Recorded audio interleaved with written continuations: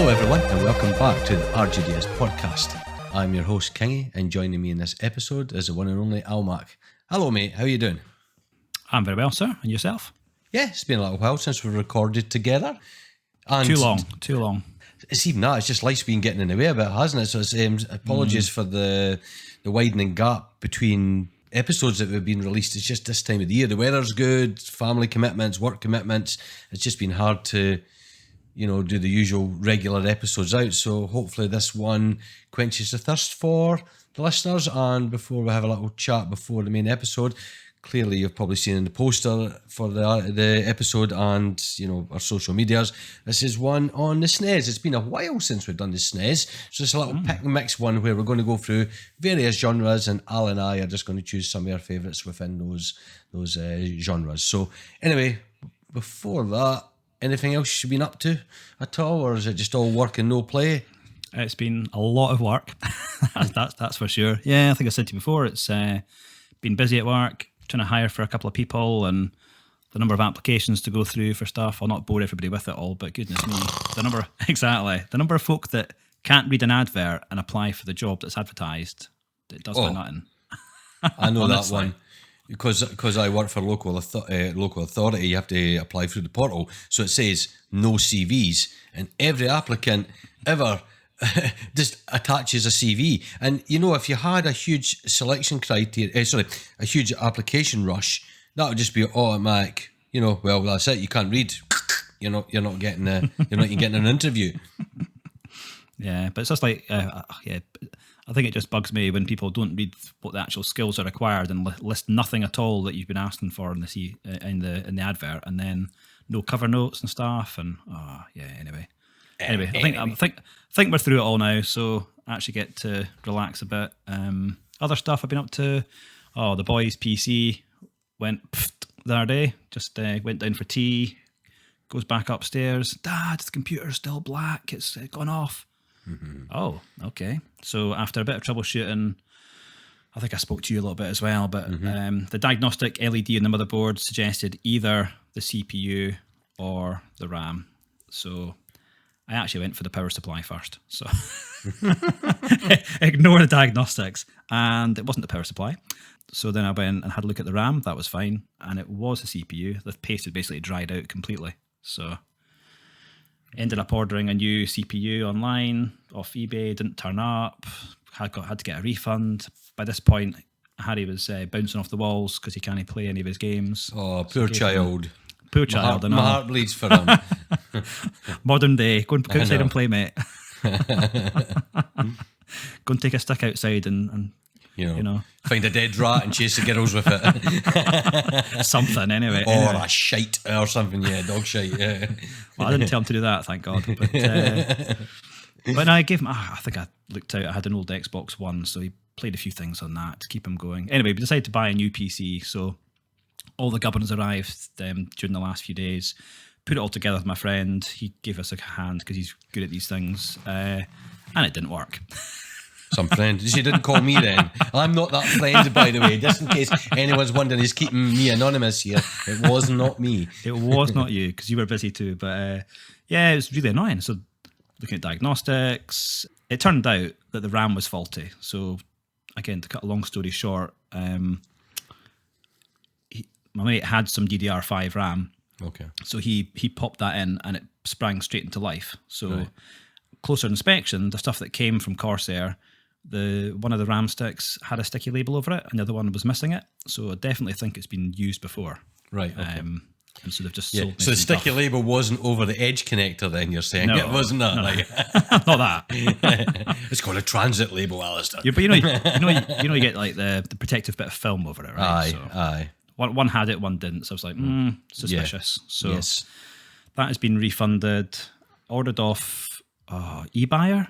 Paid extra for next day delivery. I always buy from eBuyer. That's what I always use when I buy my computers. They've been good. Mm-hmm. So next day delivery, meant to arrive today. DPD messaged me, 24-hour delay. The boys going nuts. So thankfully, there's a shop around the corner from my work, and they had some in stock, and the price matched. So brought that on my way home today, and just before we've been recording this, it's all back together. He's playing Rainbow Six Siege or whatever it is. Happy chap. Oh, and I can relax. You can relax. Peace and quiet for 5 minutes. Yeah, good. Well, it was a bit of stress, right? Because I think I said to you, I'm off with work. I've got it sounds very glamorous, but I'm off to Vegas next week with work for a conference, and then I'll be in Austin for a week and a bit.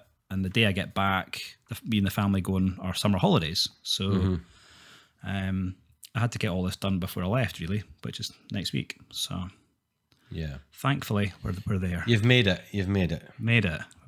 And I wanted to get this recording in with you as well, obviously. That was we've another one. been trying to squeeze this in for quite a while, and it's just we've been, because of life, there's been kind of two ships in the night, just trying to organise it.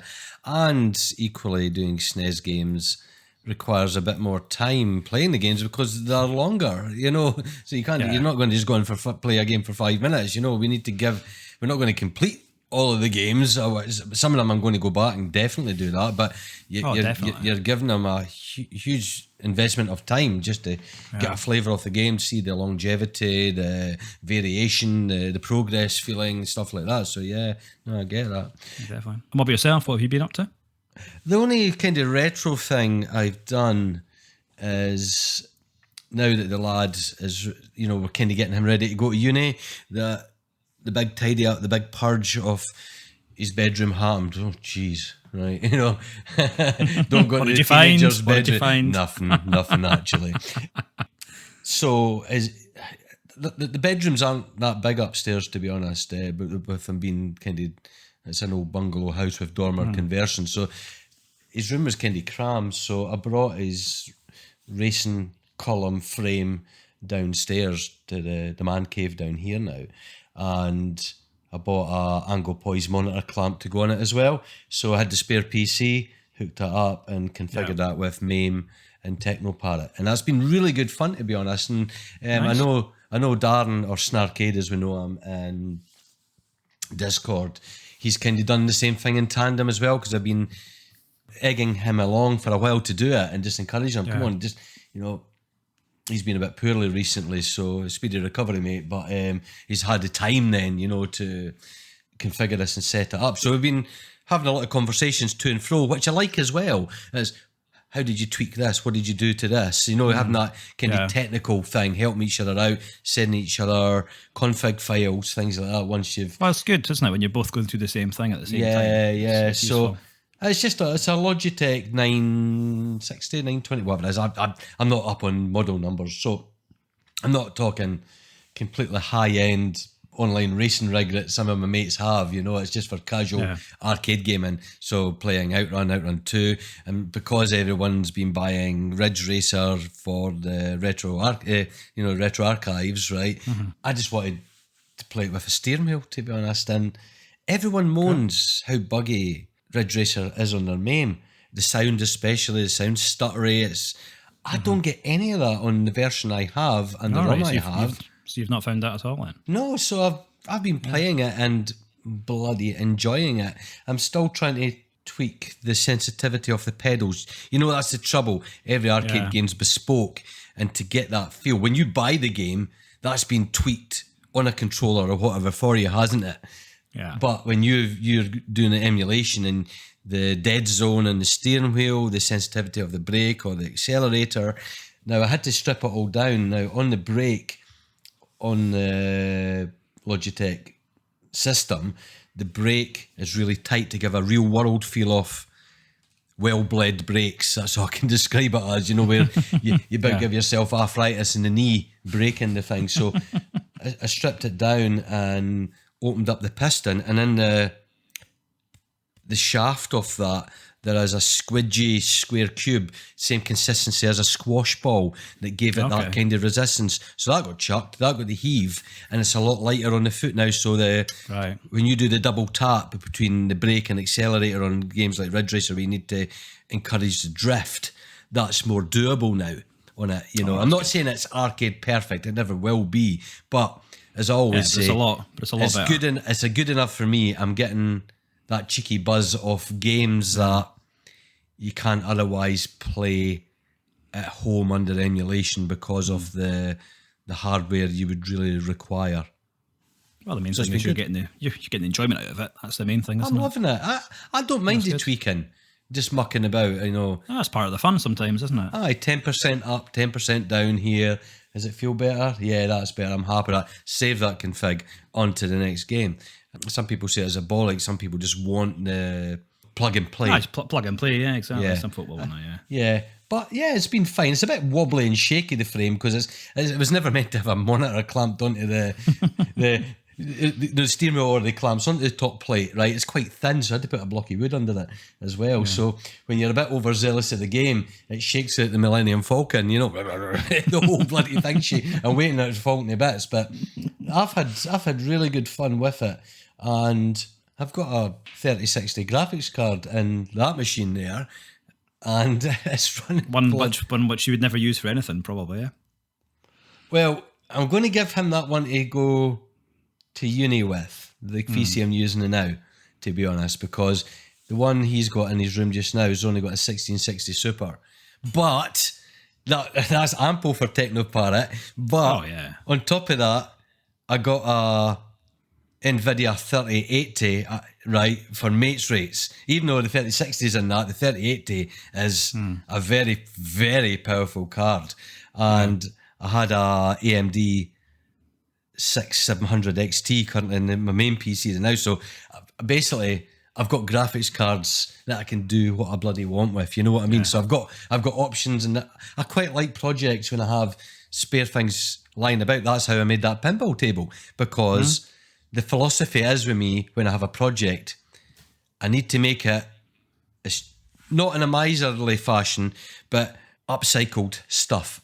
Right? Yeah, you don't want to have to fork out not going to fork out a ton of cash every single time, are you? Well, the trouble is, if you've got things lying around that you can use, but use them. Yeah, well, a lot of times when you build the first iteration of something, like the first pinball table I did, it's a proof of concept, isn't it? So you're not going to fork out anything, because what if you do fork out and it's a lot of bollocks? It's like, well, I've just wasted a couple of £100 on nothing. But I mean, I always have a vision, and I know in my mind's eye that it's going to work, because you have the technical knowledge to that point where you go, well, it's just about how I'm going to cram it into something is a problem. And that's more an engineering issue rather than a technical issue, isn't it? It's just make like, it fit, yeah, make it fit, saw a bit off. Who needs that? Break it off, Who needs that heat sink that's getting in the way? It'll be fine. A fan? That's noisy. Who needs fans? And that's what happened with your son's computer. He was thinking the same thing. So probably. I'll tell you, the funny thing was about that as well was, I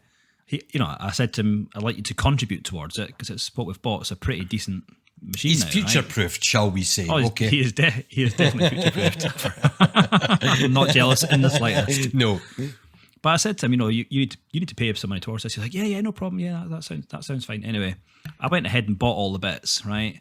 Okay. And then I told him what I'd bought, and he went, hang on a second, Dad, I never agreed to this. He said, this feels like I've what he said, this feels like a sponsorship thing where I've asked you to sponsor me for a sponsored walk or something, and you've said yes in principle, but you've never signed it. And then I come back and say, that's £500, please. And I went, well, cough up, mate.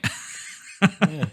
We're just going to listen. If you don't spend it from that, your inheritance is getting spent. So it's one way or another. Exactly. Yeah. Well, they need to understand. I get that, but look, we're in a very fortunate position. We can, like most of us and our listeners, we try our best to provide for our children. But there comes a point they need to understand the value of money, and sometimes when there's downtime, when something dies and you can't afford it, then you need to learn to play cribbage or something, So exactly.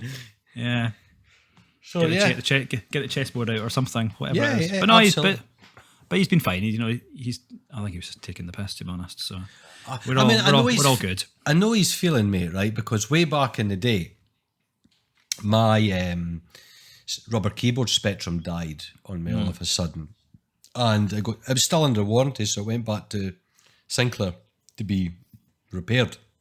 Well, did it not get also lost in the post, as things do back then? So at the time that got sorted and I got a replacement, you felt your world had ended in some ways, if you know what I mean. I was like, oh my God, I'm not.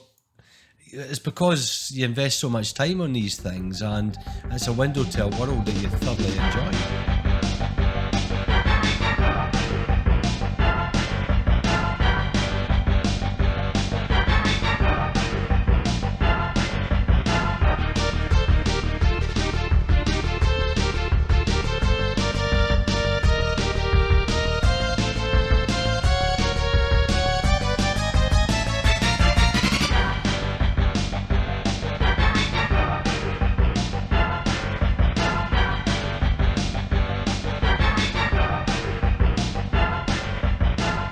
Right, Al, I think we should get on to the main topic now, yeah? Yeah, let's do it. Let's go. So obviously, as we said, this is the SNES Pick and Mix, where we like to just go through various genres rather than sticking with one specific one and highlight games that stand out to ourselves. So I think we've come up with a quite solid list. We're going to do a platformer, a sporting game, action game, an adventure, and a shooter. So I think that covers quite a lot of the most popular genres out there, you know. So yeah, I mean, there's probably very niche ones out there, but you know, and I suppose there'll be a kind of crossover. Some people might go, that one's more of a, you know, a platformer's more of an action game, but to us, we're trying to pick. Yeah, I think we've probably got a few in here which could probably tick a couple of boxes, couldn't they? Yeah, but the predominant thing, what is the predominant focus of the game, and that's kind of what we tried to touch on. We delivered here. So obviously we've covered the SNES in a good number of episodes, but it has been a while. It's ridiculous. It was another Hidden Gems one that Drisky and I done a good few years ago. So we have not returned to Nintendo's amazing console for such a long time. So obviously the many of the listeners will be probably more aware of that I'm a huge Nintendo fan, and I opted for their consoles over Sega's over the decades. I've pretty much, or still do, I've not got the Switch 2 yet. I will get it at some point, but I am a Nintendo fan. So, you know, I love their consoles, I love their games. They've always blown me away. But for yourself then, what's your experience and where did you come into it? You'll probably be amazed because normally I back the wrong pony. You know what I mean? So yes, you do. as we've joked about many a time on a podcast or just in private. So I did get a Super Nintendo back in the day. I actually got the American one, so the purple and grey square. I can't remember where I got it from, but I had it then, and I actually took the plunge back then as well. In the early 90s to buy the Super Wildcard copier as well. Oh, cool. Which was, sort of for those that don't know, it's like a big massive plug-in at the top where you can, also it's got like a 3.5 inch floppy drive on the side of it as well. Mm-hmm. So you can dump cartridges to discs if you're a bit of a naughty man. And you wouldn't do such a thing, would you? Never. Well, I had a few hundred anyway. But it was quite a random thing though. I remember it was one of the guys that we knew at school, and his family ran sort of the local corner shop, and we were chatting one day, and he's like, he was chatting to a friend of his who was over in the Far East, and he was ordering himself a Super Wild Card. He's like, have you bought one? So I can't remember, it's like a couple £100, but back then, you know, fairly young, not a lot of cash, and you're like, bit of a punt really to give somebody random £200 and for them to send it off, and then you waited for a few weeks, but amazingly this thing did come back, and it worked amazingly, and he and I swapped a lot of games back and forth and played probably hundreds of games that I would never be able to afford to buy back in the day. Wow. I mean, I only knew of these things after the fact, to be honest. In fact, the first time I ever saw something similar to that, and it was because it was advertised in the Nintendo magazines, was the Dr. 64 thing, which obviously done similar piracy type things. So I was a good boy and legit. But you know what? I don't think I purchased much duffers on the SNES over the years. Every cartridge I bought, I was deeply satisfied with the game and rinsed it for all it's worth. I think that's the difference, right? Or that's the problem of doing what I did. Probably was I kind of collected discs more than I played games to a point. Do you know what I mean? And you ended up, I mean, I probably had a collection of 400 or 500 discs or something at some point. Piracy can overwhelm you in that way. Yes, it gets more of like a collection as opposed to actually being able to enjoy. But I didn't. Don't get me wrong, I did enjoy some of the games, and me and my brothers played loads of stuff, and some of the ones we're talking about today we played back in the day, and it's been really nice to go back and play some of them again, which is good. I mean, okay, a general question then, as yourself, I always got, I know it's mostly a jest because there's excellent games on the Sega Mega Drive. It's direct rival, okay? And I've always put my point across. The only reason I kind of scoff at it and have a less nostalgic thing for it is because the games my mates bought were shite. I just didn't like the type of games they bought. And when I got one myself, and then I was going to car boot sales and that, and then you start researching what games there were for it, you realise your mates had no taste. Equally, the Mega Drive had incredibly fantastic games. Of course it did, right? But they were responsible for putting me off because of their lackluster tastes. And, I want to be taken to really interesting worlds and games. I always have been like that, but they're just all about the latest gung-ho action games, and I start getting a bit bored. They're great if you have a mix of genres to play. I want to put a different type of game on, but they didn't play the cutesy platformers or the challenging RPGs. They were all just about guns, and I just got, quite frankly, scunnered off the whole thing. But if you were to put in balance from your experience of both, do you still have a favourite personally? In terms of the Mega Drive versus the SNES? Yes. Yeah, I think I did have both back in the day. I was quite lucky, I guess. So yeah. But I probably played the SNES more. So I would say I'm more of a Nintendo fanboy than anything else. Having gone from, probably from the SNES, the GameCube, the Wii, N64 I think we had as well, and what else?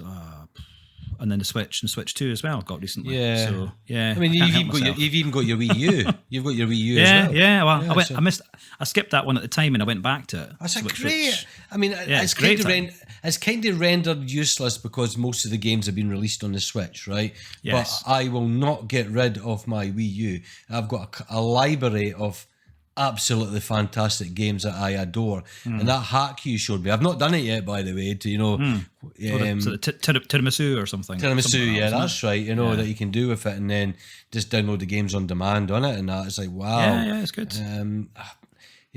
I need to fire it up and start playing it because it's just I'm tired of dust gatherers. I need time. Someone can offer me, a 36-hour day or something where I don't get tired and falling asleep after dinner. Then, I maybe have some time to play all the games that I want. This is the curse of doing podcasts and writing for retro magazines. That is all your disposable time used up. All your free time's taken. Yeah. So. Cool. So that's good. That's quite an interesting history you have yourself with the SNES, mate. So, I think if I knew you back in the day, I think we would have hit it off very well in terms of game trading and just the love and enjoyment of games in that way. And like equally we spoke about when we went to NQ64 and Lothian Road in Edinburgh, where the big arcades were there. I mean, that was just a mecca, wasn't it? So that was good. Another thing we would have equally bonded on if we had known each other back in the day. Back in time. Back in time. Anyway, so you want to go into our list of games then? Yeah, let's go to our games. So I think yours is first up. I'll let you talk to the first one. Yeah.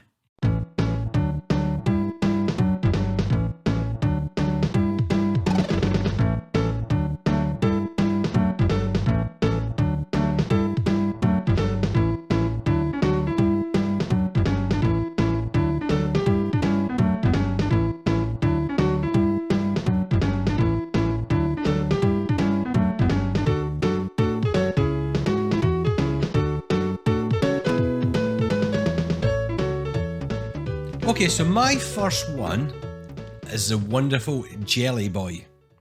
Now, this was released by Ocean in 1995. So, you know, if you're thinking about lifespan of the SNES, obviously released, 1990 in Japan. The time it came out in the UK was 92.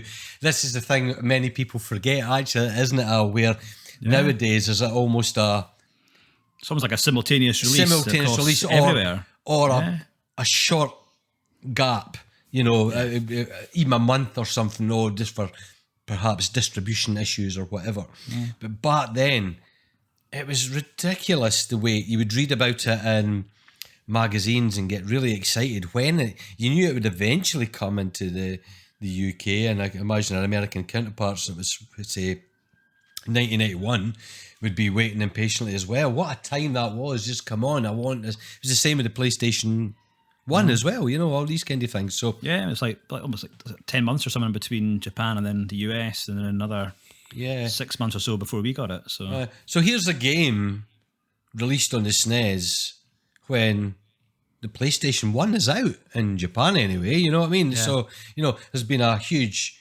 shift in fidelity. 3D is coming in, and we're still dealing with the bread and butter of many of the consoles, not uniquely to the SNES, but this is very indicative of the SNES as this wonderful platformer. So it was, as I said, it was released by Ocean, developed by Probe Software. Probe, wonderful software developers. I mean, a range of brilliant games that I'm sure, whether it be on the Amiga or anything, we've all played them and thoroughly enjoyed. So what is this one? So think of games like Robocod, right, James Bond 2, the absolutely sugar-coated, gloriously cutesy, but equally quite challenging and long platform game where there's lots to collect, lots of areas to discover, boss fights and all that kind of thing. This game is of that ilk. Now, you play Jelly Boy. He is a sentient blob of jelly, right? He's been created in a mysterious toy factory. One day he just woke up and went, what the? You know, when you've had that deep sleep after, it's like the opening of The Hangover or something, you know what I mean? What the? What's been going on? What's happened? Check your eyebrows first. Check there's no Vaseline around your bum, you know. So he's came to life, and basically the premise is he's on a journey to escape the factory and discover his purpose. Trust me, mate, there is no purpose. And then you're sadly disappointed. You'll be sadly disappointed, absolutely. I don't know if there's a science experiment we do in schools called the Screaming Jelly Baby, okay? It's quite macabre in that way, where hydrogen peroxide, which you obviously can bleach your hair with, but it's a laboratory agent, right?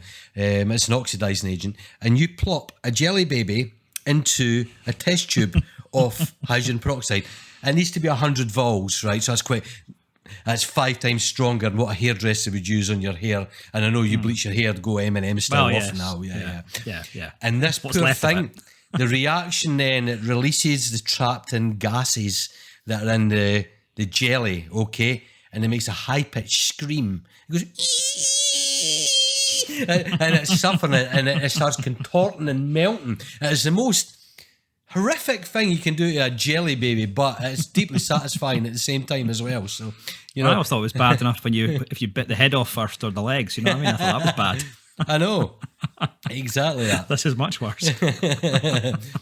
So, in all the worlds and there are jigsaw puzzle pieces to find that are hidden throughout, and they are like with the keys that you can find allow you to unlock other areas on the overworld map. So you can imagine overworld maps were the thing in those days. I mean, where you played the Mario games or you know, many of them, and this is no different. It's not breaking grounds in terms of what is, well, there are some, and I'll get into that, but you know what to expect in a game like this. This is what I'm trying to say. If you love that cartoony, gloriously coloured and bizarre, you know it's quintessentially a British type of game rather than a Japanese one. They're designed completely different. The signature is way different. It's a different curve altogether. Yeah. So you're all in all the different zones in this game, and you're trying to get to the end of the game anyway. Get to the end of the level and collect as much things as you can, including all the musical notes that give you extra lives and whatnot as well. So, you imagine it's the whole toy store in the first level. So there's wind-up wooden soldiers and, you can imagine all the things. But the unique thing about Jelly Boy is, like Boy and his blob, he can morph into so many different things when you get the collections to do it. So you can go into a hot air balloon or a hammer or it's endless, isn't it, Al? I mean, if you can rattle off umbrellas, speedboats, whatever, light bulb. There was a bomb, I think a rocket, helicopter.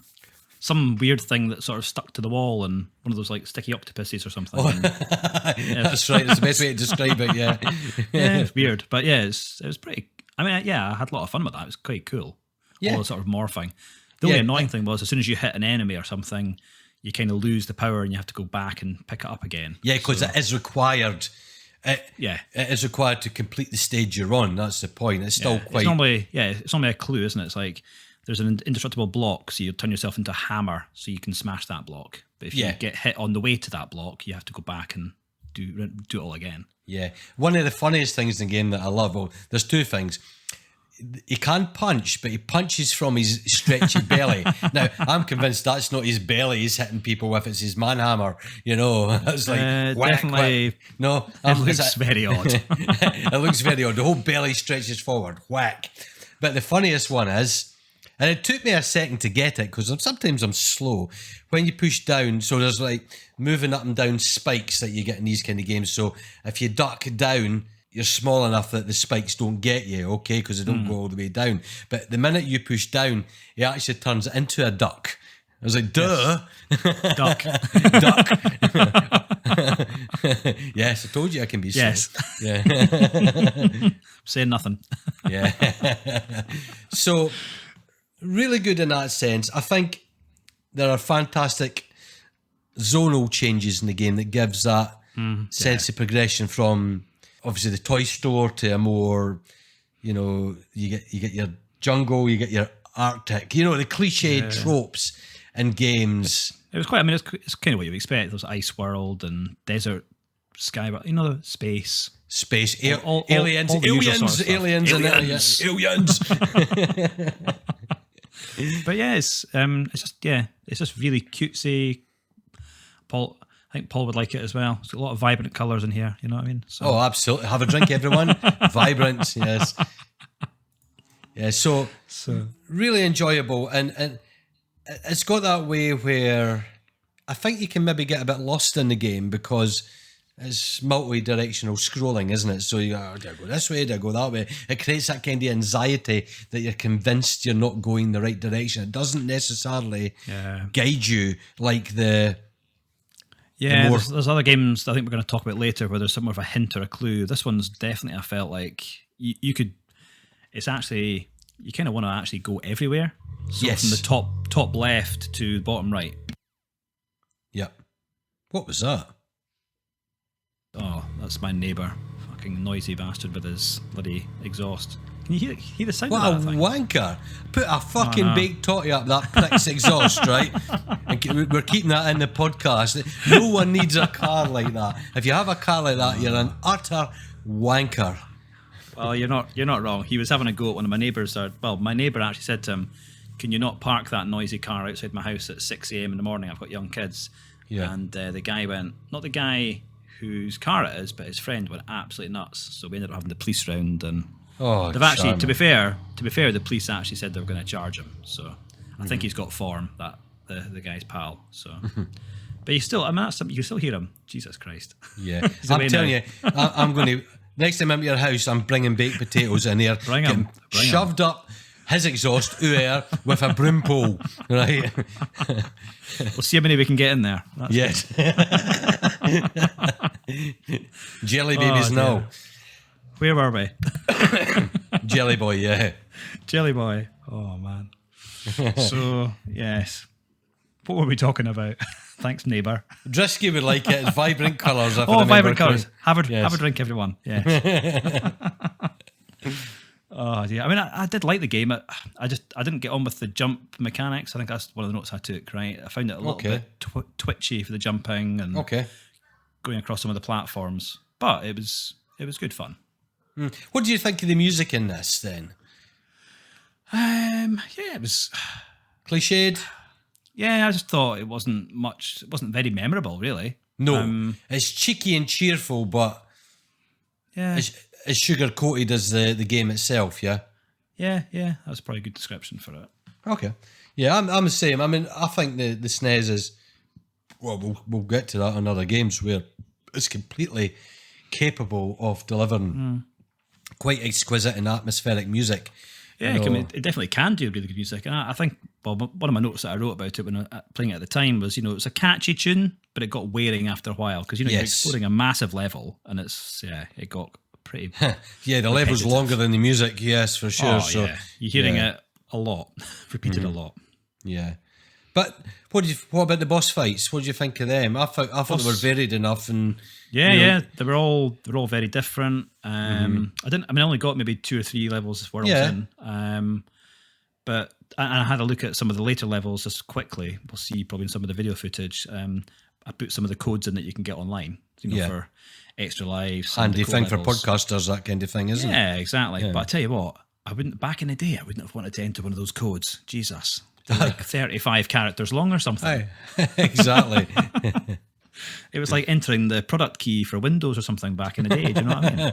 Yeah, without a keyboard. Yeah, without a keyboard, exactly. Scrolling up and down left and right. Because I was using the SNES Mini actually for these, which was really good. Good fun to do it on that. Yeah. Well, it's a good excuse just to haul it out, isn't it, and play that because otherwise it just sits and gathers dust. And I had good fun. Yeah, I just battered it on a few times, not with all the games. Because I wanted to record footage and I don't have a capture device like yourself, so I had to do it on a computer, but I just wanted to play it on the big TV and get that whole console feel. And I do. I think we've mentioned maybe a couple of slight negatives on the game, but it's highly imaginative that you'll play with a smile where just all the different things happen. Just all the morphing is one of the definite peaks of the game where you just don't know what you're going to turn into in the next level to solve it. And that's half the fun. It's really, really good. Yeah. And so I never noticed it for ages. And you were talking about you being slow with the duck. I was a little bit slow initially with, you get when you do pick something up like the hammer or the balloon or whatever, you got a little number next to you which is counting down. Yes. I didn't realise that was a timer of how long before you flip back to Jelly Boy again. Normal Jelly Boy, yeah. Yeah, that took me a moment. So we're clearly both a bit slow in this game. Yeah, we're getting old. We're getting old, mate. Getting old, yeah, it's true. Yeah, so it's good. So let's get the thumbs up for you, this one. Yeah, it's definitely. I hadn't played this before. It's an enjoyable game, so yeah. Good choice. Cool, excellent, thank you. Right, on to the next one. This is your one, mate. Take it away.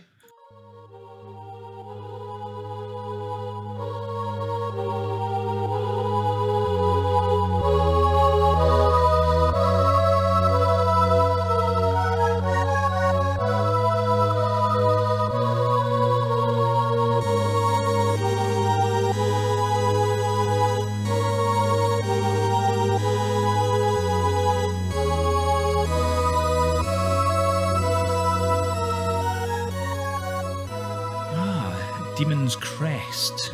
So it's one I chose for a platformer. This was Capcom back in 1994. Yeah, this was one that I had not played before, actually. You're not? All right, okay. No, I was doing a little bit of research on some platformers, and this one really piqued my interest. When I saw it, there was, I guess, a good mix of standard platforming play, if you like, hack and slash as the gargoyle, And but there was a really cool sort of Mode 7 piece as well that you get into levels. So, I mean, basically, to recap on the story, the game revolves around crests and 6 magical stones: fire, earth, water, air, time, and heaven. So, which is added in there. Obviously, you want to add it's in the Ghosts and Goblins universe. Yes, that's true. Yes. Can't miss that out. Can't miss that out. No, can't miss that out. So thank you for that.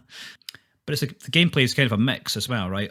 There's some RPG in there. It's a bit of Metroidvania as well. A lot of platforming. So it's a really interesting and quirky mix of things. Mm-hmm. And as you progress through some of the levels and beat some of the bosses, you'll get extra life. You'll get extra health that'll stay with you. You can pick up some magic. You'll be able to get some stuff which will actually you can become a different type of gargoyle, I guess was the best way to describe it. Yeah. The ultimate gargoyle, the ultimate skin that you have. And they'll have sort of slightly different powers. So again, you'll probably find that you'll come back through some of the same levels again and be able to access different areas you couldn't access before. Yeah. So that was kind of the key thing there for me. And choose the right weapon for the right time to go and find more discoverables. So yeah, I mean, I had a lot of fun with this. I thought from the outset it was very atmospheric, big, bold graphics. That the opening sequence was quite spectacular as well, wasn't it? That's like a James Bond movie opening, if you know what I mean. Big, bold, grabs your attention, graphics, everything. Don't want to spoil it too much, but you're basically a dragon's pursuing you, and it's just jaw-dropping the animations on it. Yeah, it's good. So I mean, it's really, really nice sprite work that's in there. Loads to it as well. I mean, I played this one for a few hours and I think I barely scratched the surface, to be honest. Oh, it's a deep game. It's a deep game. Yeah. I bought this from Blockbuster when they would sell off their X-Rentals. So I bought this then, and I didn't twig. I didn't know, because I didn't read any reviews of it, that it was related or within the Ghosts and Goblins universe, where you are controlling the winged demon, the gargoyle, if you want. What's his name? I haven't forgotten his name. Firebrand. Yeah. So, but visually, it's got that super ghouls and ghosts look to it. Yeah. From the outset, Capcom at its best. Incredible pixel art. Right. Beautiful. I mean, I can't explain. It's up there with some of the best visuals I've seen on the SNES. Full stop.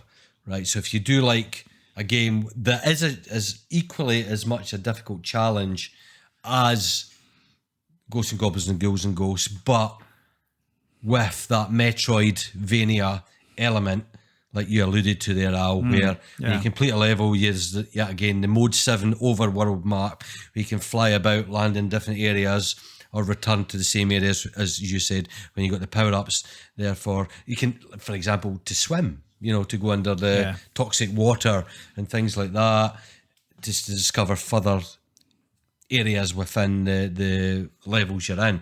It's superb. The music is absolutely fantastic. I think this game's a masterpiece, personally. I'm going to go out there and say this now, that this is one of the away from the standard Nintendo's own in-house AAA games, Capcom has made a game that makes me glued.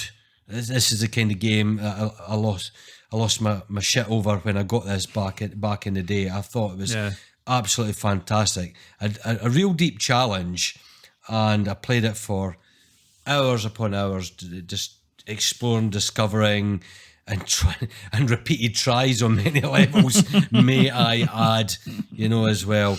Yeah, and some of the boss fights are. I think the first few are okay. They were pretty easy. Yeah, it lulls you into a false sense of security. Absolutely. You think, this isn't too bad after all, and then before you know it, you're getting your ass kicked half the time and having to rinse and repeat and constantly replay. And going back to the Ghosts and Goblins element, the best thing about the music is, it's part of that as well. They've kept it thematically the same with that kind of church organ-y sound thing that goes on with it. It's wonderful. I can't go over the audio and the visuals on this and the sheer playability. So you've got Metroidvania, RPG light where, you know, you can choose what to do with your power-ups, weaponry, whatever, you know. Yeah.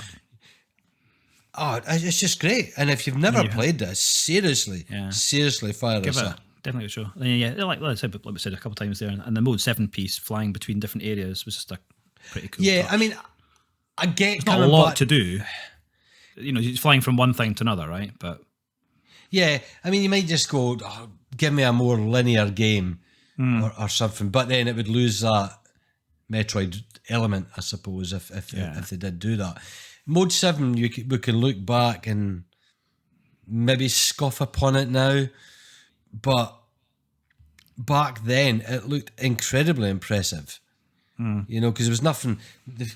Okay, we're talking about, well, this was 1994, so the PlayStation's not really out yet, and that takes the world by storm with 3D visuals. So this was as close as we can get to a 3D environment. It was really impressive. It was definitely impressive, and I think one of the games we'll touch on later, I think did it better in terms of what they did with Mode 7 to bring effects to the game. We'll come to that later, which was really good. Absolutely, yeah. This had a nice sort of bit of a mix up in the play, which was nice. Yeah, well, as it's a game I know, it definitely gets a thumbs up from me for this one. Yeah. I recommend for sure. recommend anyone that is into hack and slashy, slight platform element games to play this one. It's and be in awe of the beautiful pixel art that is in this. Yeah, great game. Excellent. Good choice, Alistair. Well done. Well done, you. Self-congratulatory pat in the back. You know. Exactly. Yeah. Is that not what the people in Mensa do? Is that what that's all about as well? Just to pat yourself in the back? Probably. Because no one else is going to do it for you. So there you go. Exactly. Oh dear. Right, mate. What's next? What's your one? We'll go to sport. Yeah, some sporting games. Sport. Me speaking about sporting games. I know what's going on here. What is wrong? Let me check my sanity levels here. Yeah. People listening are going to be like, well, what's he going to talk about? Yeah, well, it's not freaking football. It's not football. That's for sure. Yes, right. It's not so football. I am twisting this as the extremities where you can class it as a sport, but of course it's sport. It's mini golf, right? And it's Kirby's Dream Course, which is an absolutely wonderful isometric perspective golfing game starring the irrepressible Kirby. Kirby's a strange person because you're not quite sure who he's marketed towards, if you know what I mean. Yeah, right? Because on the surface, it's for children. But when you start playing the games and you want to really be good at any Kirby game, it's pretty hardcore.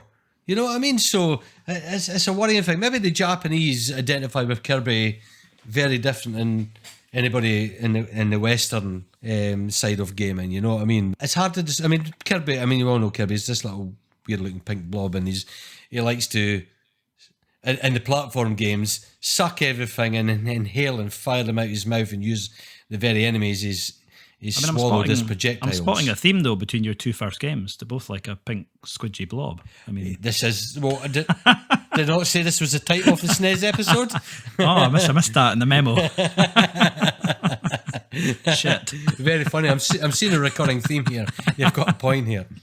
So anyway, within the isometric landscape, so think of Marble Madness. I was thinking, I was just going to say Marble Madness. Yes. Yeah. Aesthetics, which kind of did begin with all that kind of thing, with a checkerboard landscape. Kirby, he himself is the golf ball.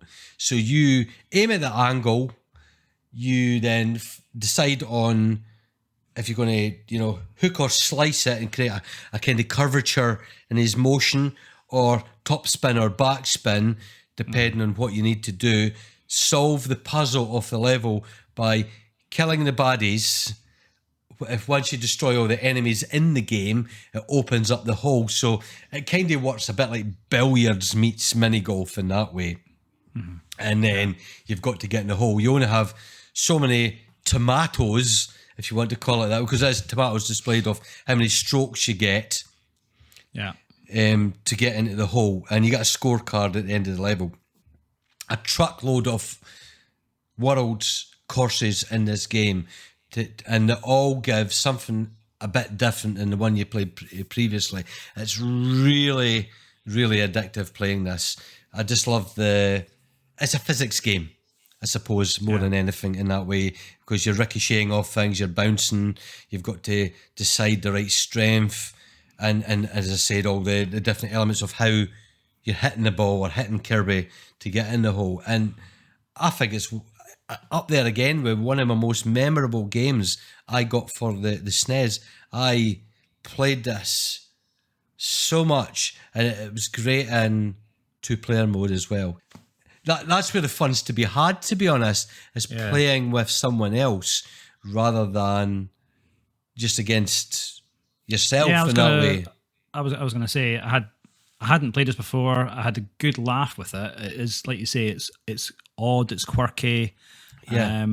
It's good fun, but yeah, I think I wished, because you can't do multiplayer, like you said, it's like, actually, this would be more fun, playing against somebody else and that sort of competitive side to we should have played this on either Netlink or on Fightcade. Yeah. That would have been fun. Just time permitted, but we're due a game off this, if you know what I mean. Yeah. Well, yeah, it's really good fun, and it's just a little bit bonkers as well. That's kind of what I've written here. I was like, it's just a little bit mad, basically. But I think it's still in line with the feel of all the other Kirby games. Oh, I think so. Yeah, for sure. It's like, it's undeniably Kirby and his world. Do you know what I mean? Yes. Yeah. Where he is the golf ball, and it's just odd, but not in a bad way. Just I would love on the Switch too for this to be resurrected as a game with modern. Keep it isometric, just give it more high def visuals. I think it would be glorious to play. I would still play this today. It's one of my most favourite competitive 2-player games to play against someone and have a laugh at someone's ridiculous mistakes.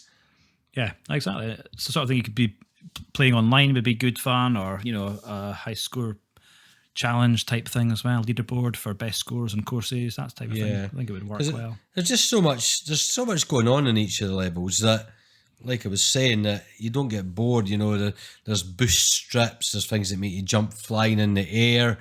It takes mini golf and takes it to a new level and gives it a whole different kind of feel, and it has a feel to it that's different than any other kind of crazy golf, mini golf games that are out there. It's unique in its own way, and it's perfect, absolutely perfect. Yeah, really good game, good choice.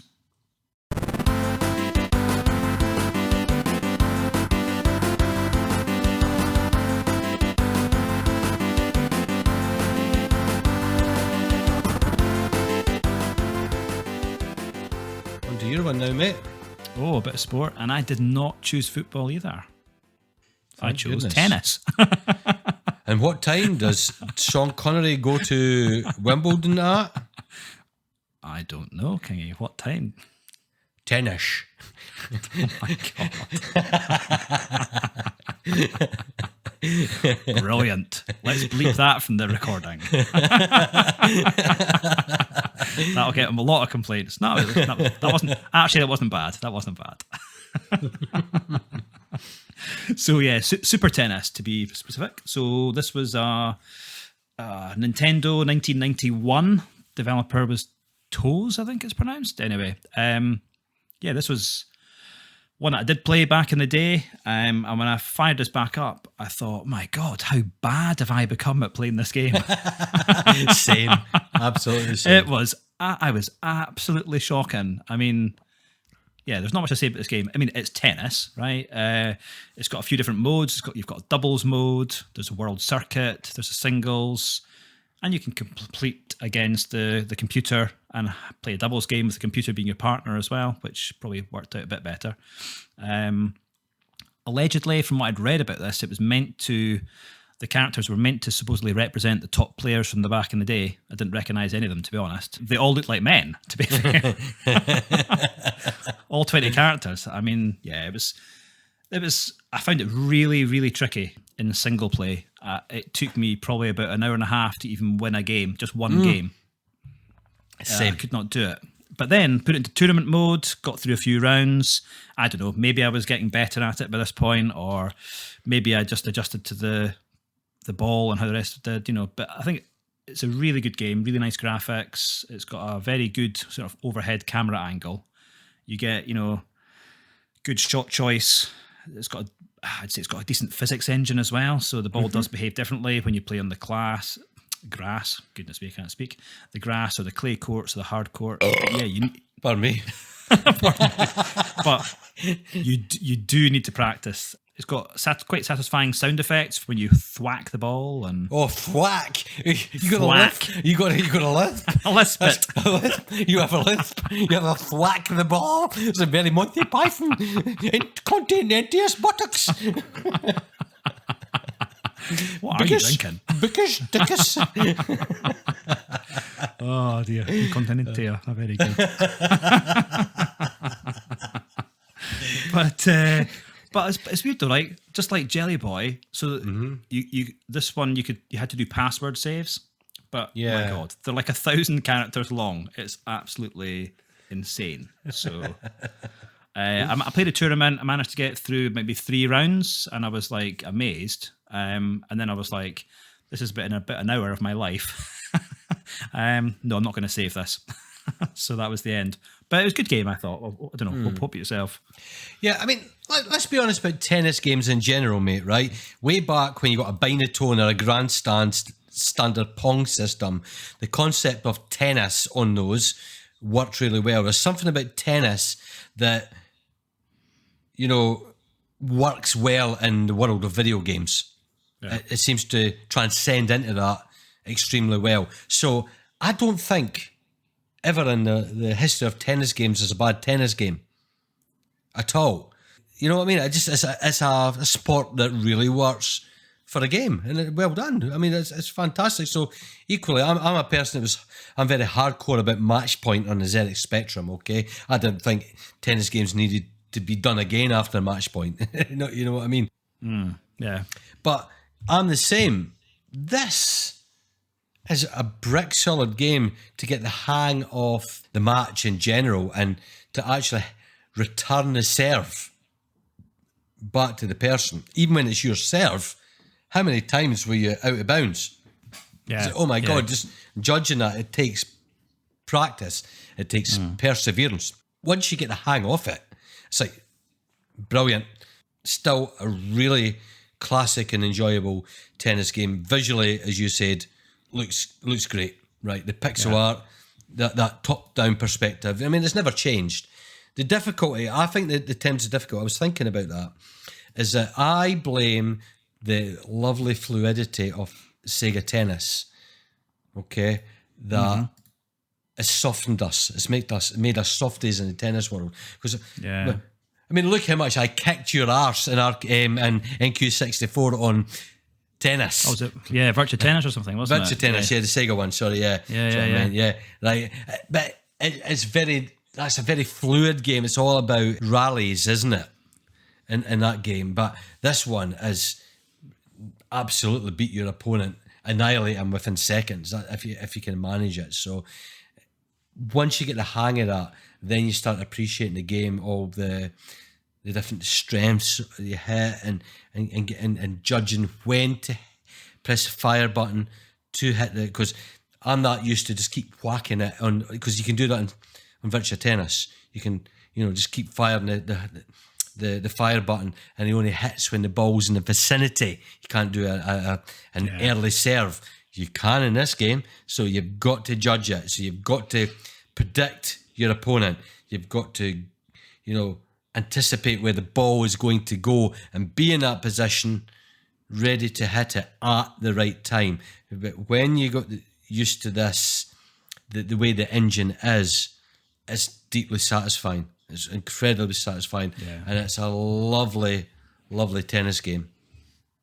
Yeah, it's just getting, as you say, it's just getting used to it. I think it's just nuanced, right? It's like you say in the serve, if you hit it right at the peak of the throw, you can get a really fast, powerful shot, and if you hit it a little bit as it's on the down on the descent from that, it's just a little bit different. So yeah, when you start seeing where your opponent is going to be, you can kind of just play to that a little bit. And I think that's the physics engine is there. But you're right. I think we've got soft with some of the other games like the Mario Tennises. You know, if you're just vaguely in the vicinity of the ball and press the button, he smacks it. Yeah, they're more arcade-like, aren't they? This is more. You need to be right in the right spot. Yeah, as it bounces and comes up to you. So yeah, and I think that's what the game's problem is. It's nothing to do with the game. It is the rest of every other tennis game thereafter. They're not simulators. This does actually, even though it maybe looks arcadey due to the pixel art. Yeah, is not. Yeah. Yes, definitely not. But yeah. So, did you own this one back in the day, or have a copy? Yeah, we had this one, but I had a copy. Yes. Yeah, but a game you're familiar with. Yes. But I coming back to it, I remember being good at it back then, and it took me quite a while to actually become, even winning a game or a match. It took a while. So, but in that way, it gives that longevity more than the casual approach of probably most other tennis games. That, okay, you have your million letter level save code, right, rather than using a save battery or whatnot. But you have to work for your progress in this, and that's not a bad thing in a sporting game, to be honest. No, definitely not. Yeah, but good choice. Yep, good, definitely good choice. I'm crap at it, but good choice nonetheless. That's good. Well, other folk, give it a shot and tell us how frustrated you get, please.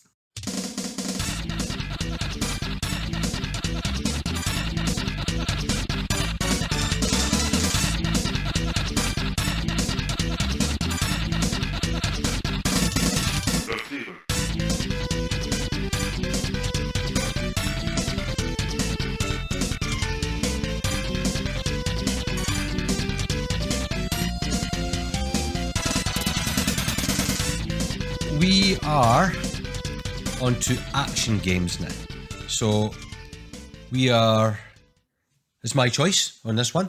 And we're going to cover one that I adore. Another game I actually bought from Blockbuster. I think I got it for a $5. Just saw it, looked at the back cover, went, that looks cool, I'm buying it. And I was blown away. What game is it? It's Run Saber, released in 1993.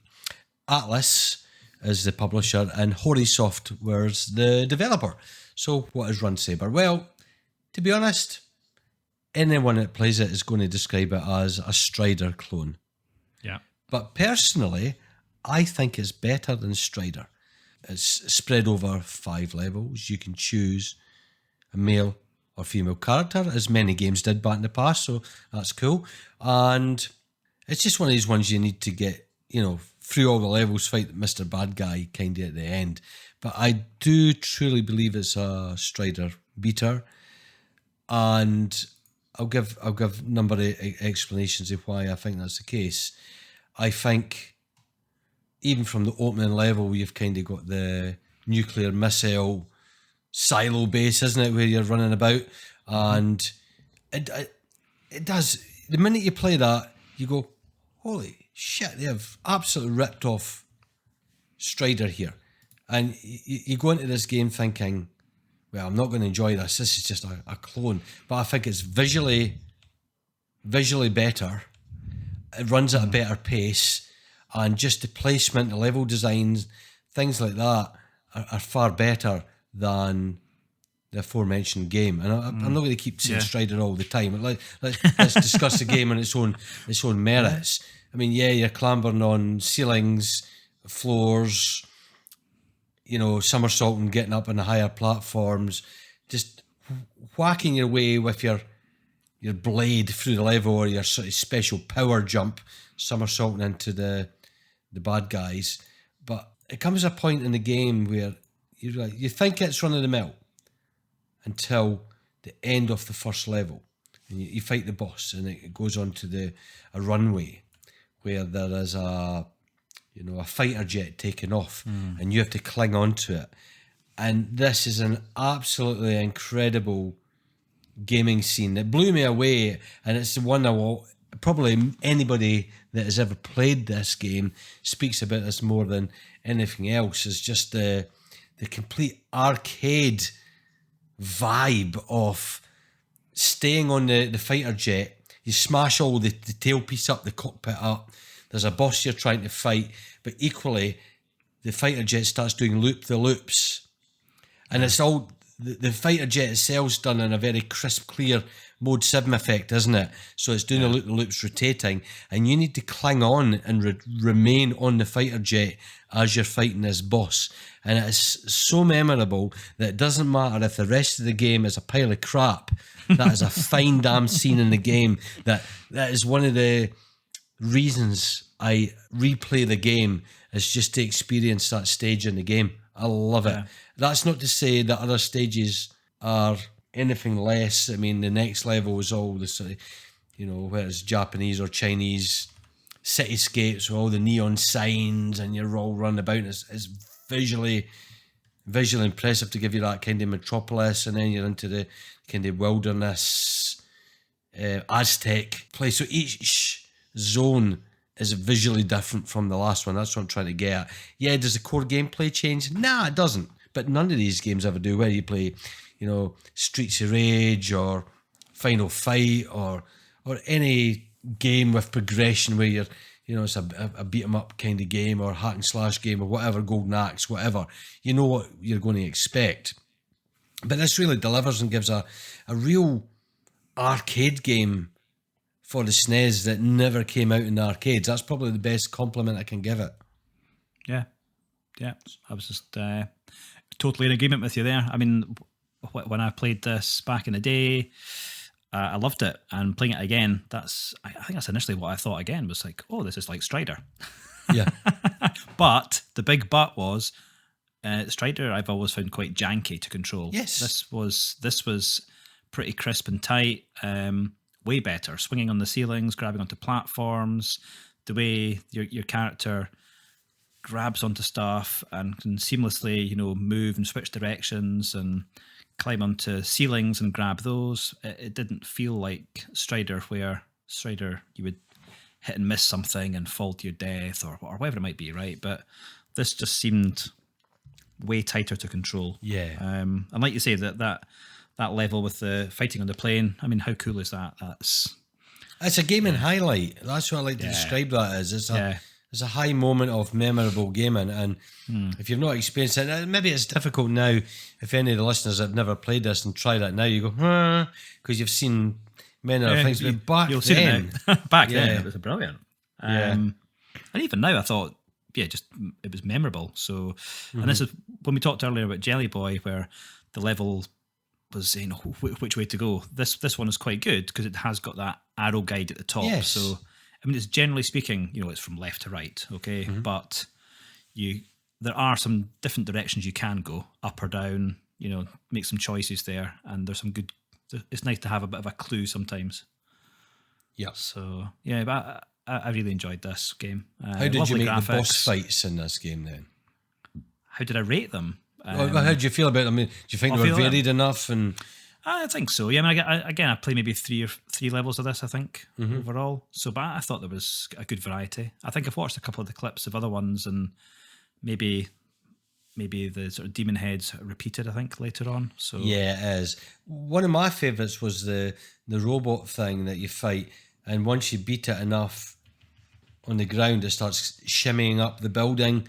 And you have to keep climbing up and breaking its limbs. That was one of my most favourite ones. I thought that was good. That was good and very stylish. And it's like, wow. I read as well the one where you're fighting sort of the zombie woman. That was actually, I think she was meant to be a more scantily clad woman to begin with. And Nintendo said, typical Nintendo. This is a Nintendo game, so it's turned into sort of some death skeleton zombie woman instead. Which is the boss. But again, just really nice touches in there with all the flames and stuff that are coming from the bottom, and like you say, the Mode 7 stuff on that plane scene. Right. It's really, but it's really not well even done. just even the Mode 7 the plane scene. See if you persevere to level 5, okay?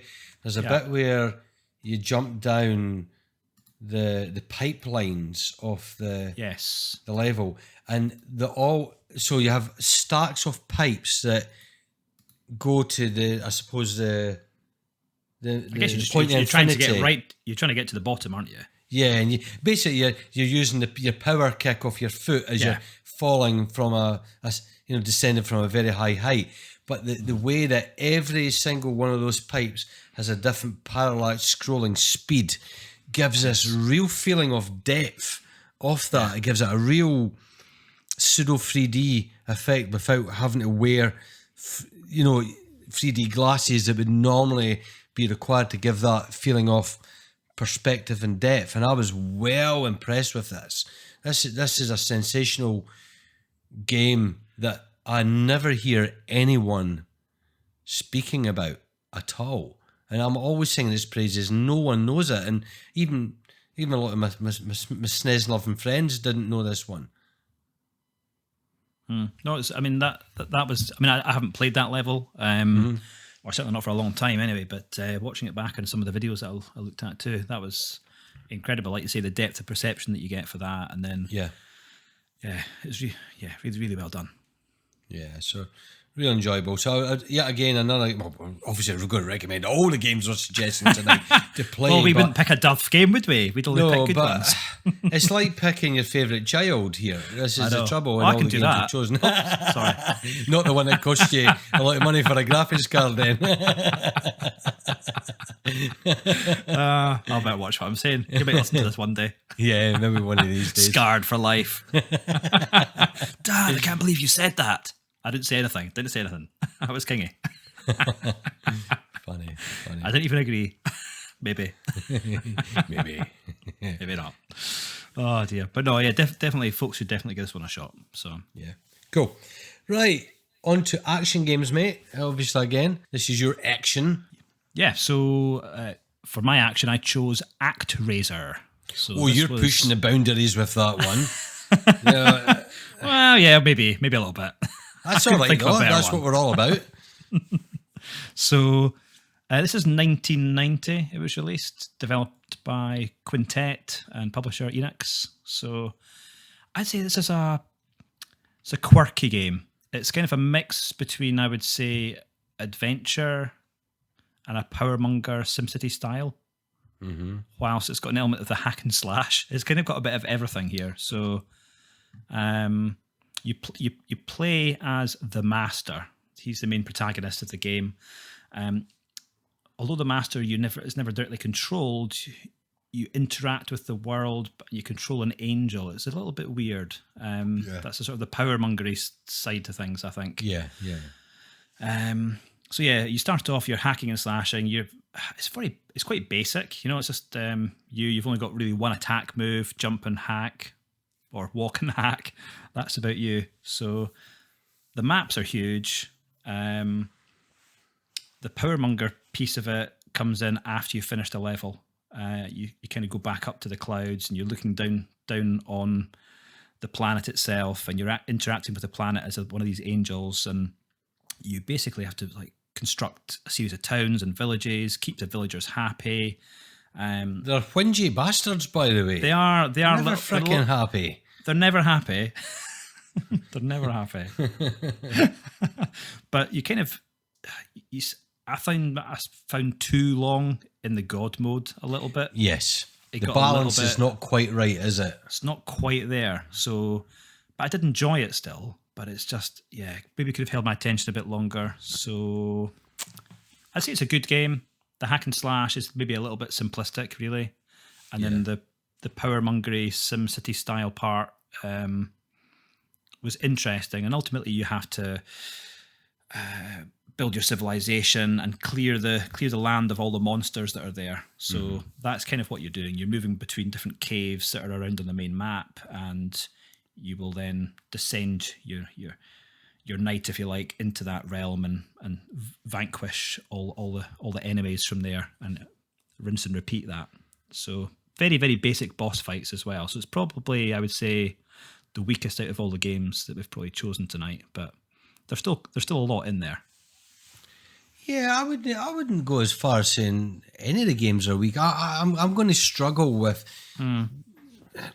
saying any game was the bottom of the list or the top of the list with this one personally. Once upon a time, you see, I would have been... Well, let me wind back a bit. This one is completely new to me. I've heard the name, but just never cared to check it out. Okay? So I'm firing this up. Initially, I was like, what the hell's going on? Right? How's this an action game? Because it starts off with your little Cupid-like angel with his halo wearing his nappy. And it's like just randomly bash buttons, and then I got the hack and slash scene. It's like, okay, there's going to be more to this. I needed to do a bit of research, read into how to play the game. I was like, oh, okay, that's fine. So I do love hybrid gaming like that, where there's mixed genres. And there's a huge focus on the world building, if people liked games of that nature, the Power Monger, as you said, bit SimCity, bit Settlers, that kind of thing.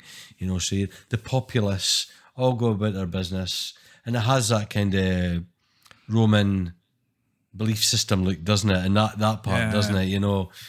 Whereas the night section is more medieval, which is... it's a weird mix. It's a weird mix, yeah. There's many centuries apart, so... I guess I didn't think about that too much. No, they didn't. But there you go. Yeah, But so let's focus on the God game to start off with. So as you give the commands... Or a little, well, you get the moans and the complaints, as you said, from the citizens. Yeah. So you can lightning bolts in the land to clear the trees so they can build where they want to build their town. You have kind of a say where the town is going to go. So you do have a kind of direct influence. But once they're doing their business, it's a bit like Defender in that way, where the demons come and they start swooping about and they'll pick up the citizens of the town, and you have to shoot them and then they'll fall down again and go about their business. So you have to focus on that, let that part achieve it. There's other options on the icons and menus, and if people don't like menu driven games, this part's going to really put you off completely. Yeah. But if it is your type of game, you might not be into hack and slash games. You know what I mean? So yeah, you can flip and flop between the two. Flip and flop between the two of them. So the delight is when it does go, it's a nice breath of fresh air away from the heavy focus on the God game. And so the master, as you said, he lightning strikes into the stone statue of the knight and takes control, and you just run about the levels. And that's where the fun is to be had, in the wonderful hack and slash come platformer part of the game. By far the best. I love the visuals on it, from the desert wastelands to the forest regions and that. It just looks great, and it's great fun to play.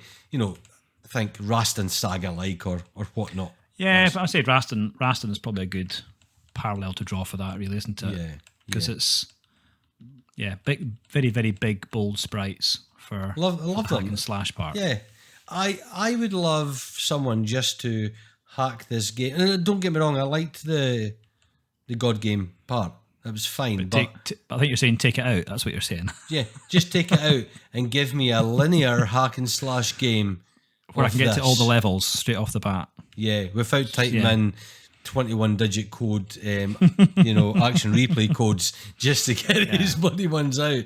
And I would enjoy it better, because the trouble with the mixed genre, I think, going back now and looking at it from today's eyes, is both games detract from each other a bit too much. It was ambitious, and some people will be huge fans of it because they did do this, they dared to be different and do this. I just don't think the balance is there. Yeah, I think you're right. I think that there's almost, you spend too much time in the God mode almost, clearing woodland and letting them grow crops and then providing rain for them and all that sort of stuff. and then fighting all the demons which are trying to eat the villagers, which sometimes I was quite happy to let them be eaten, to be honest, because they were complaining all the time about stuff. Can you give us some more sun? Can you give us some more rain? Oh my God. Very needy. So you know how in RPGs, especially JRPGs, you get the random encounters that happen, and you just do that sigh that here's another one, here's another one. Another fight sequence. Yeah, I would have loved if you had a random encounter that gave you a hack and slash platform game. That would have been more fun, wouldn't it? Just every 5 minutes, another one. Yes, please. Yeah, but like you say, it's definitely different, this game. Oh, it is. And hats off to it. I've never seen a game that is given two diversely different genres and all crammed into one cartridge. And storage space is still limited, but especially because memory was expensive back in those days, Al. So they've given us this. And, it's like, wow, well, why not?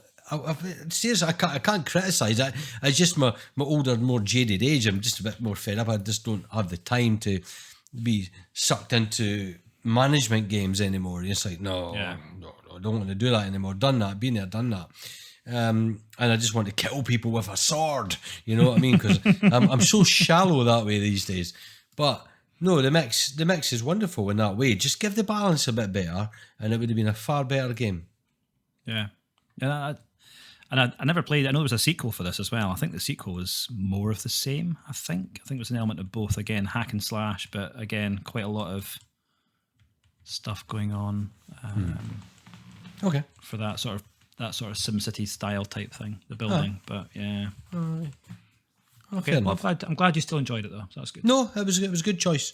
Good choice. And yeah, again, to be given a game that I am not familiar with. It's a bonus for me because I want people to do that for me. I'm not one of these people. I don't know that game. I want to learn it. I want to play it, and it's like, well, there's another new game I now know about. So it's like, bonus. Good. Well, what is next? Adventure.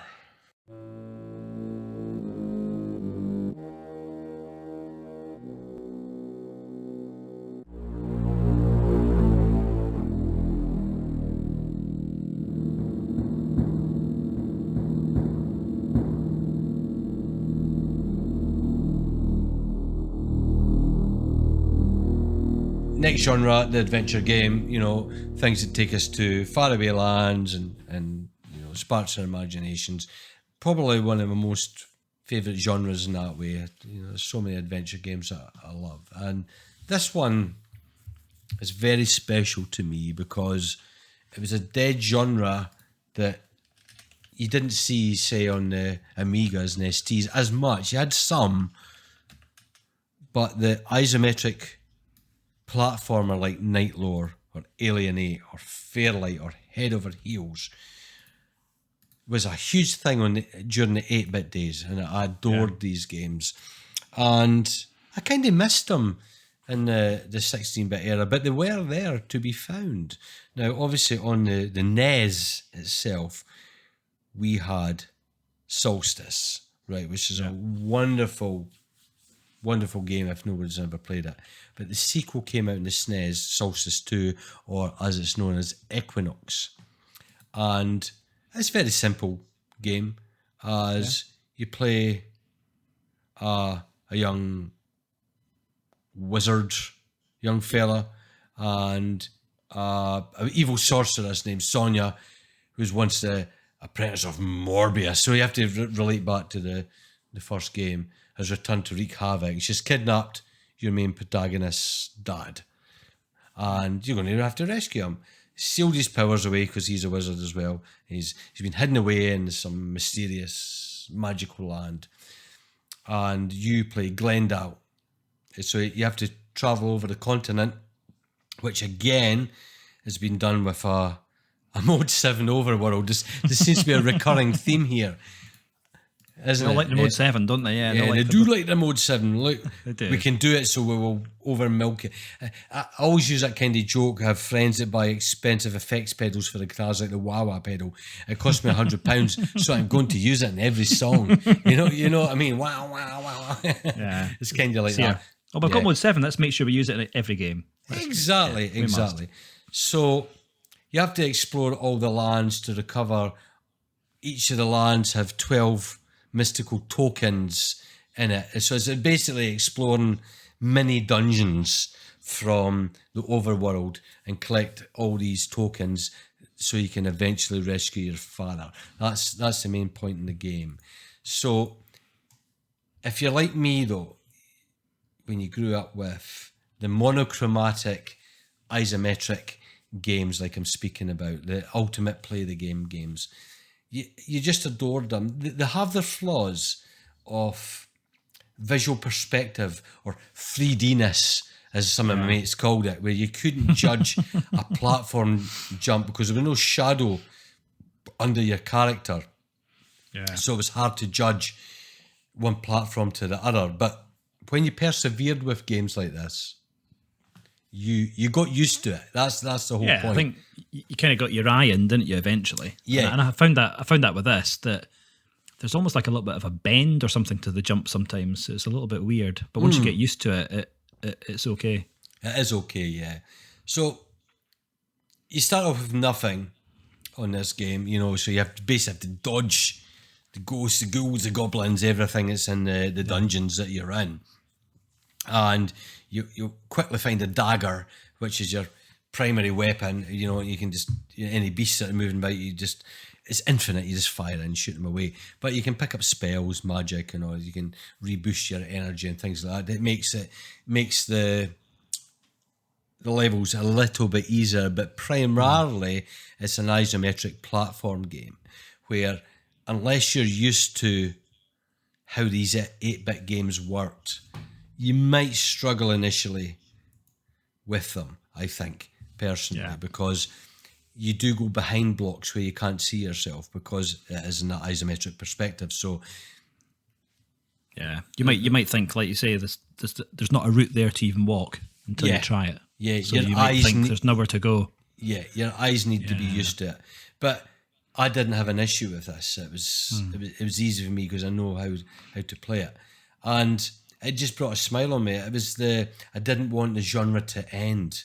There's a game that came out on I think most of the consoles and Steam in recent years called Lumo that tips his hat to Solstice as well, and all the other games that came before it. And you either like these games or you don't. I'm not going to sell it to you if you don't like them, but if you're confused and go, I don't quite get this, then fire it up and give it a go and see what you think.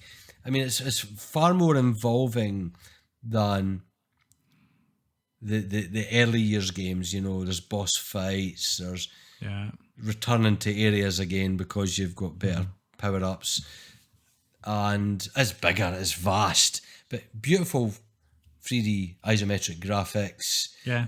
And I have to give complete compliment to the wonderful Tim Follen. Now, we know Software Creations, who made this game. Tim Follen is one of the best. He was my most favourite musical author on the Spectrum. He made the AY chip on the 128K and on the 40K beeper chip. I'm not taking that away either. He is a genuine, fantastic musician. The music in this game is probably some of the most atmospheric musics I have ever heard in my entire life. And hearing it today now still gives me goosebumps. It's fantastic, mate. Yeah, the music was awesome in this. Yeah, I didn't actually realise until you said that that's who was behind this. So, yeah, really good. Yeah, I mean, any reviews in the game yourself from a person that knows the genre? Yeah, I mean, I haven't played this game before. I think I've seen it before, possibly. Okay. But I've never played it. So, yeah, I wrote when I first saw it, this is Night Lore meets Aladdin. That's kind of what I wrote. Yeah, it is. Night Lore meets Alibaba and the 40 Thieves. Yeah, exactly. So it's it was good. I like the introduction and the mix, you know, the magic and stuff as well. So you've got like a load of spells that you can cast, and they can they can really help you out in the levels and slow the enemies down. Whatever. Yes, you've got to use them. Yeah, got to use that to your advantage. Loads of dungeons. This is not a quick game to complete. This is gonna take you a hell of a long time. Loads of dungeons again. Probably made me think of Zelda actually as well, in terms of, you know, that overworld exploration, if you like, and occasionally bumping into a great big baddie you had to have a fight with, which would give you extra HP or health, some sort of reward, and then you'd carry on exploring the up level and find yourself popping into a cavern or a dungeon to go and explore and solve the puzzles in there. So really good fun.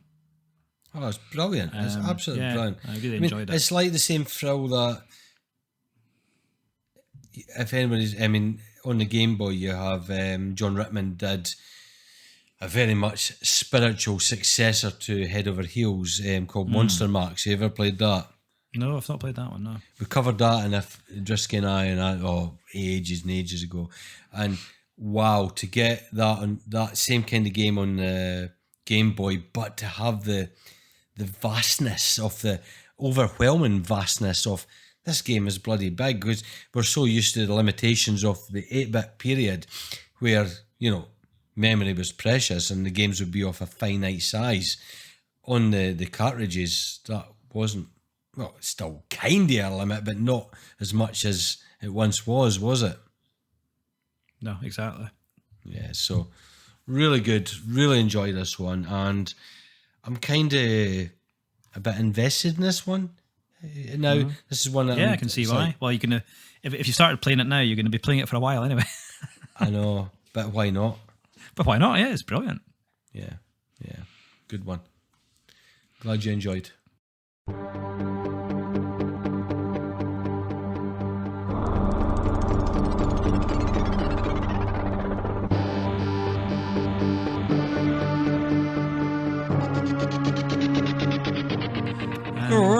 What one now? What's next?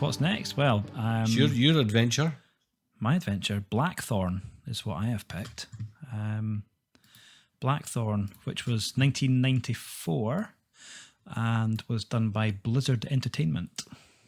So Blizzard, the very Blizzard. The game focuses around Kyle Blackthorne of Laros. Great name.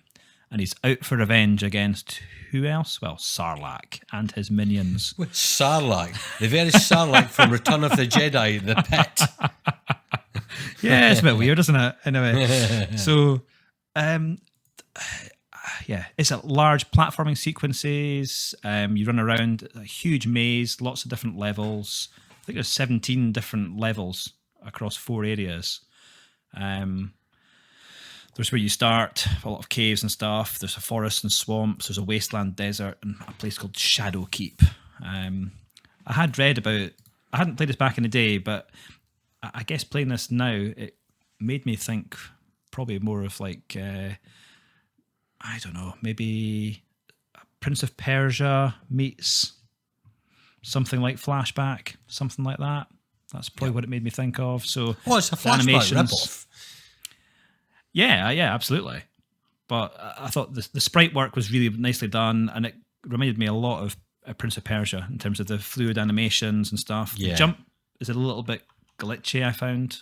But essentially, you've got a great big shotgun, you go around the levels, you are going for platforms, you can climb, you can descend. Obviously, you can fall down gaps if you don't judge it right. I like the mechanic where you push up and you can hide against the wall. So took me a while that one, but it's a little bit tricky, and and of course the enemies that you're fighting can do exactly the same. So you've got to time it right. They'll come out from the wall, hide, you do the same. And I liked there's like quite a cool over the back shot as well that you can do. Yeah, I noticed that. That's a very cool, over the shoulder, Over the shoulder, kapow. Brilliant move. Yeah, really good. Which was quite. I think I found that totally by mistake. That's how it happens. Yeah, exactly. So yeah, you got to talk to all the prisoners that you find. I found that a little bit annoying because there's quite a few of them. There's a Sega 32X version of this as well, which has got an extra level, I believe. I haven't played that. I really enjoyed this game. It's quite a slow pace. It's probably will be some people's gripes with it.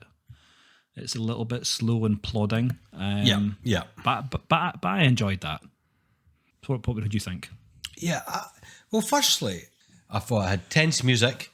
In fact, the music generally, the whole game had a vibe of, this feels like an Amiga game rather than a SNES game. And that's not an insult. But of course it's not an insult. You know what I mean? It's like, it has a more 16-bit computer feel rather than a console game feel to it, if that makes sense. Mm-hmm. Yeah. So visually and audibly, complete 16-bit computer vibes, only because, it came on the wake of Flashback and games like that. But Flashback wasn't just uniquely on the Amiga. We had it on the consoles as well. So people will have had experience of this.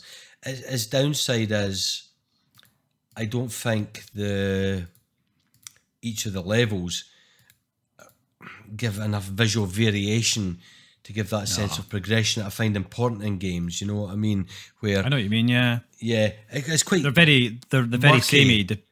It's the levels, whether it be the first levels where you're like in a mine and stuff, and it's all a lot of brown. You go to a different level, it's the same kind of feel, but it's all blue. Or it's, do you know what I mean? It's not a massive change, and it's the same sort of format of platforms, ladders, doorways, lifts. Blow doors open with the mines. Blow doors open, baddies there. And there's a couple of levels we've got some rain effects in there, which are quite cool and quite nice, cool and some stuff. So, but the mechanic seldom changes. You've just got to do mostly the same thing on each of the levels. And you therefore, staying power in the game, it might wane. I don't know. Some people might just really love this. And there are a lot of good things going on. I mean, the animations are really good. Yes. Yeah. He walks like he's about to shit himself. Right? He's being cautious. That's all. He's had 4 cups of strong coffee and 20 bran muffins, and he's just trying to find a loo. So he's not going to do any much running. He's like just that bumpy clenched walk. No swift movements here. He's got a little turtle head. Exactly that. So, but I mean, I'm nitpicking on the negativity of the game. It is still really good. Is it Flashback? No, it's not. But it is its own thing in its own way. It has a more grittier feel, I think, and it is good. There's a bit too much interaction with the chained prisoners, as you said, and it's like, I can't bother talking to you, I just want to keep moving. Thing is, he's a bit of a prick, isn't he? Because he talks to them, but he doesn't save them. Tether them. Yeah, exactly. Just leaves them there. I mean, you can shoot them. Yeah, that's it. It'll take put you in your misery, and that's it. But that's all you can do. Beyond that, it's like But no, I think graphically it is still very nice. But it's the most un-SNES-like game on the SNES. Yeah, absolutely. And it's like that. It's got a really sedate pace to it. It is quite slow, but it's slow, but enjoyable. No means any bad way. Yeah, you're right. Yeah. Right, it's good. Good. Well, glad you enjoyed that too. I think it's one of Drisky's. I think he likes this one as well. Yeah, but Drisky has some weird taste. So let's be honest about it. Let's talk about the Drisky move on taste then. for a few minutes. No, let's analyse Drisky and his taste. He's going to love this bit of the show. No, we're kidding, Drisky. Well, I was. I'm not. Right. Dear. Right. What's next then? Shooters, shoot 'em ups. Shooters. Excellent.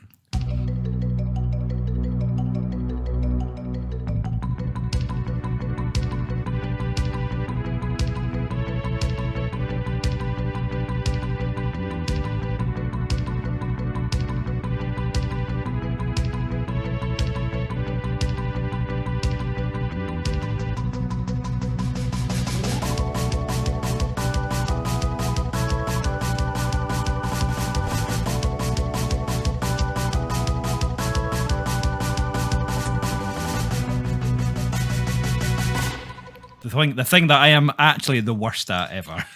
Bullshit. Shmups. No, Shmups. you're not. I've seen your scores in Arcade Club. okay. You do pretty darn Do fine. all right. Do okay. But it's only because this game is tough as nails. And this is Axelay, that came out by Konami in 1992. I'm hoping I'm pronouncing it right, because that's the only way I've ever pronounced it. Well, I was going to say, I always say Konami, but I mean, what do I know? Nothing. So we're back to ColecoVision and ColecoVision now. I know, Konami. I know, who knows? There's Somebody no wrong. somewhere is going to tell us. Yeah, there's no wrong. You're both wrong. Yeah. So, what is Axelay? I take it you pronounce it Axelay. At least we're settled on that one. I think we're settled that I would also call it Axelay. Yeah. That's okay. Yeah, we're good. Yeah. So, brilliant shoot 'em up here, and we'll get into it in a minute. But basically, to begin with, is this amazing cinematic opening of an alien invasion. Ready for it? Go for it. 1, 2, 3. Aliens! And I love the opening of this game. Just the stunned citizens, the shadow cast over, a Tokyo-like city, isn't it? And the big massive mothership comes in like V or whatnot else, and you're on this. It's not on Earth. It's on an alien world. Planets of the Illis. The Illis solar system, the Illis. And basically, you play the part of the last surviving ship, actually. So it's like the last starfighter in that way. Yeah. And it's time to kick arse and take revenge on them pesky aliens that have taken over the world. But great opening. But this game blows you away, because it's not just your standard shooter. This is predominantly a Mode 7 shooter, and this is what we alluded to earlier on, where it really shows off, if done right, the effect of that warping that the Mode 7 can do, isn't it? It's almost cylindrical, Al, where it's really it's so well done. Yeah. It's the overhead shooter, but it's almost into horizon, which is like bending, and all the sprites are coming towards you. But it's done such a good job with all the sprite work. Pisses off the flat earther conspiracy theorists, this game, completely. What's a horizon? What's going on? Yeah. It's a curve? It's curved, yeah. So, but it's more than that. So you're on the first one, it's very cloudy, okay? And you're avoiding all the rocks that seem to, like Avatar, avoid gravity, and they're all floating in the sky, and they're all breaking up and shooting them. There's other alien ships that are shooting at you, but predominantly it's about avoiding these base stations that are in floating rocks. But just as you progress, then there's this wonderful scene where it's a mini boss fight, where it's slightly behind the clouds. You know the bit I'm on about?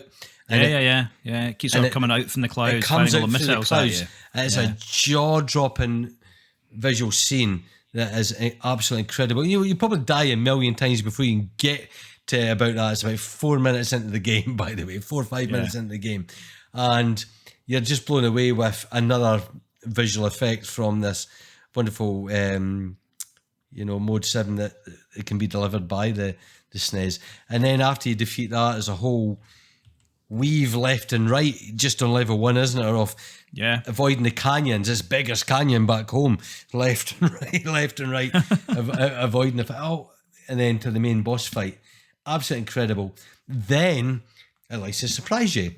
It goes to a horizontal, like R-type shooter that doesn't really use the Mode 7 that way. Maybe it does use it in the backgrounds, maybe slightly. I think it's trying to use something in the background parallax stuff. I think maybe less so, but it's definitely less of an effect than you get from this visually. This is amazing. Yeah, and it's great. I mean, it's a stunning game that alternates between vertical shooter in Mode 7, horizontal with less Mode 7, back to the vertical, futuristic cityscapes. Just depends where you are in the solar system, basically. So there's a city, I suppose it's a bit like Star Wars' Coruscant, isn't it? The whole world's a cityscape. That's the best way to describe it. Yeah. So expect it. Waves of aliens, wonderful things to avoid, very difficult boss fights to encounter, and Wow. Not even just difficult boss fights, just very difficult. Full stop. it's I put action replay pokes in this one to play it in its entirety. I call me a cheater, but so what? I wanted to experience the game. I mean, you move on to lava worlds with the warping heatwave world and that. The visual effect, I don't think Mode 7 has ever been used as good in any other game before and since, in my opinion, that I've seen. Yeah. Makes Mario Kart look shit. Yeah. Yeah, it really does a good job. I mean, yeah, I think some notes I took, like you said, the opening scene was fantastic. That foreboding shadow of the alien ship. You choose three. You get to choose 3 different weapons. Oh, I forgot to mention that. Sorry, describe that, mate. So you get 3 different weapons, like a big fireball, a weapon that sort of fires all around you, so it sort of starts off behind and sweeps round and then sweeps back again, which is great for some of the formations that come in from all directions. And then there's another one which is missiles, and so you don't really get to choose so much in the first, but what you do need to be careful of is which weapon you're using at which time, depending on the level of the enemies that are trying to get you. And if you get hit, this is what I found really difficult. You're on one of the better weapons, like the big fireball, right? You get hit when you're using that. Well, then instead of losing a life, you just lose access to that weapon.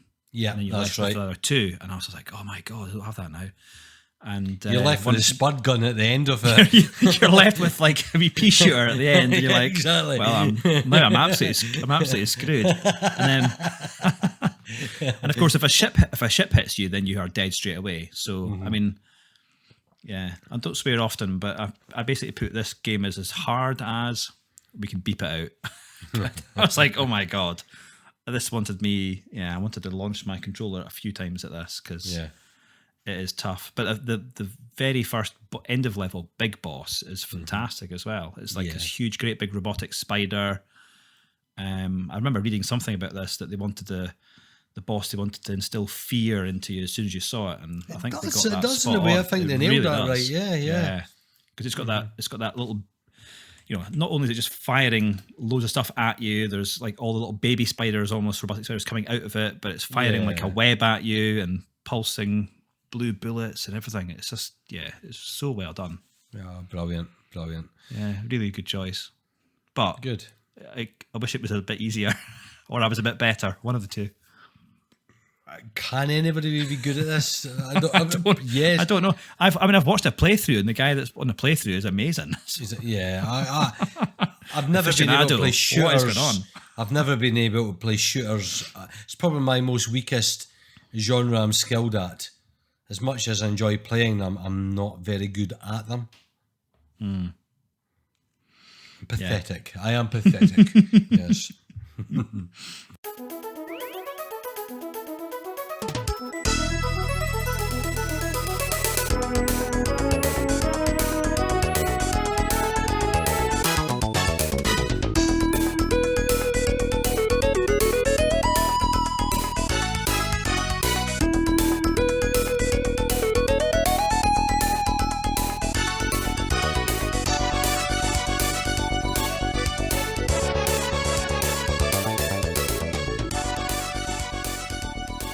Yourself then, onto your shooter.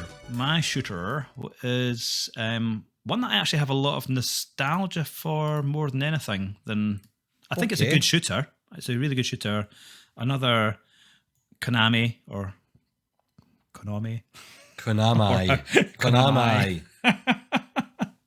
Anyway. I had this. Are you related to Drisky? I think so today. The wrong emphasis on the wrong syllable. Oh dear. Yeah, it does sound like that. Let's edit this out quick. Well, anyway, my choice was 1993, and it was Poppin' Twinbee, which is a very Japanesey, cutesy shooter. But I had a lot of nostalgia for this one, actually, going back to it. I played this with my brothers back in the day. It's a really good game in 2-player mode. So I think that's where it shines. Okay. But the one player mode is really good fun still. I think the pixel art's amazing. It's just a very cutesy style vertical shooter. You're either playing the Twin Bee or the Win Bee. So the Twin Bee is the blue ship and the Win Bee is the pink ship.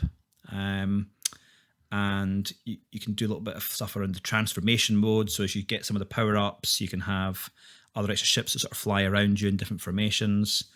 And you have kind of two weapons. You've got your normal shooting, which is straight ahead of you. And then you've got a bomb, which you're sort of dropping on the ground. And so you can fire the two, you pick up bells, or you can shoot the bells that get released as power-ups. They change colour. Purple, green, blue. And if you pick up enough of them, you get a lot of more power-ups, your weapons increase, etc. So I just had so much fun with this. It's very, I guess, Japanesey.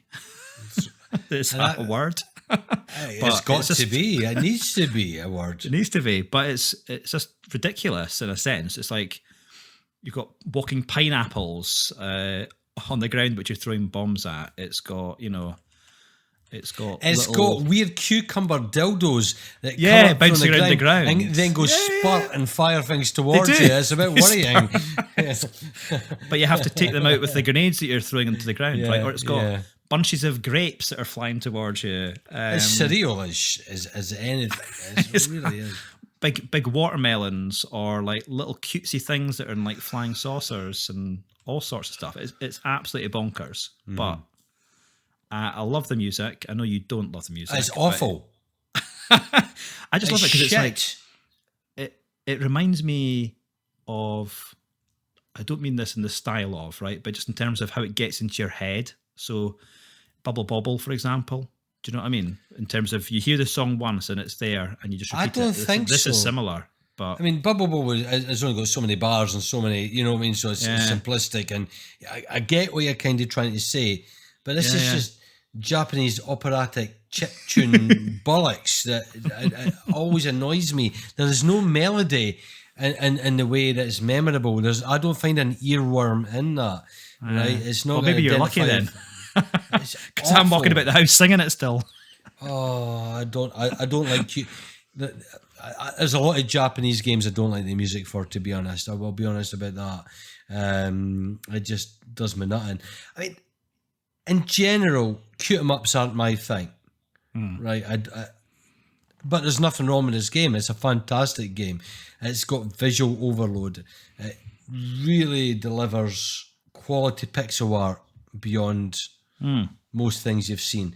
And level 1 doesn't. It's like sometimes there's games that give you all it's got in level 1. Level 1 is not the best to be seen on this game yet. It progresses and there's more and more. It's got some of the best pixel art you can imagine, so I can't take that away from it. It's a wonderful shooter, this game. Yeah, I mean, even level 2, when you get to it, and you got that like underwater effect, and it's rippling across all the graphics as well. Yeah, to make you feel like you're under the water. I think what a great touch that is. It's a nice touch, isn't it? You got all the biodomes under the water, and big graphics, and there's no slowdown, anything like that. It really is impressive. The waveforms of all the enemies is incredible. It just fires so much imagination at you that it's like it's almost what drugs were these boys taking? But it's almost like a visionary overload at points. But it is. I agree with you there. Yeah.